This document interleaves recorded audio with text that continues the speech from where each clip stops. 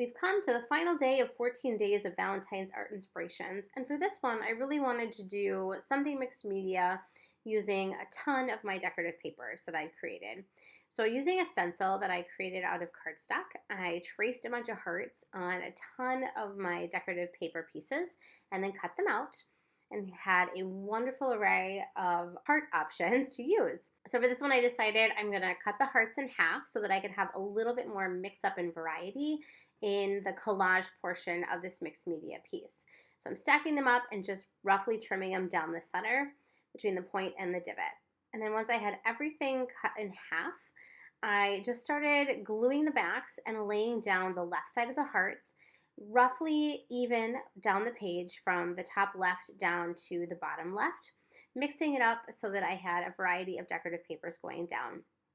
And then I'm going to keep filling it in by adding a right half to each of these left ones, and then gradually working across so that I have 4 columns of half and half hearts reconstructed, collaged onto my background paper.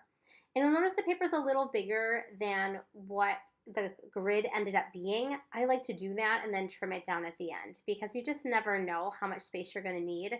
And I didn't want to pre-plan it or obsess about perfectionism and placing them down on the page just so. And I knew I'd use the same stencil for all of them, so they were roughly going to work out together and I could just eyeball it as far as creating my vertical grid columns. So the only thing I'm doing is making sure that there's enough randomness happening between where the different types of decorative paper are going down. And there are different thicknesses of paper depending on what I used material-wise and paper-wise to create the original textured papers. So I might have to put a little bit more glue down on the thicker watercolor or, thicker cardstocky type papers. But ultimately, the glue stick is working great for this stage of the collage aspect. And then I burnished the back just to make sure that everything stuck really nicely, then scooch my pieces aside. And then now I trim down the paper. Again, not worrying too much about being terribly precise, just making sure that I'm close-ish in evenness. And then I had a brand new black Posca that I've been itching to get out. So I got that going and started tracing around the hearts. I did have a couple instances where I went over the heart design, not a big deal. Again, this is just supposed to be fun and having a good time adding mixed media elements. I decided to go back into the hearts and add some inking to each one of them.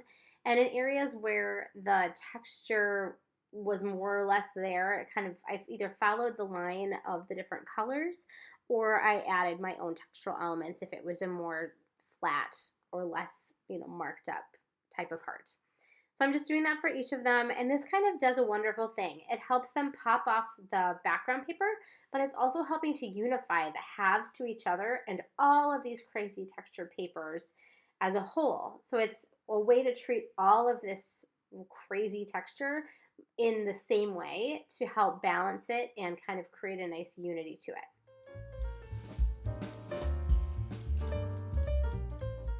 And then once that was done, I wanted to do something to the background to kind of help it pop even more and kind of create a little bit of energy and kind of a little bit of movement. So I'm really loosely kind of going in and mirroring the shapes that were created in the negative space where the hearts come together. I'm really truly going super loose with this on purpose. I don't want it to be anything I fuss over. And it creates a really nice kind of vibration almost. I love how this piece turned out. And if you do too, please give it a like. And don't forget to subscribe for more videos from me, different art techniques coming up. And I'll see you next time.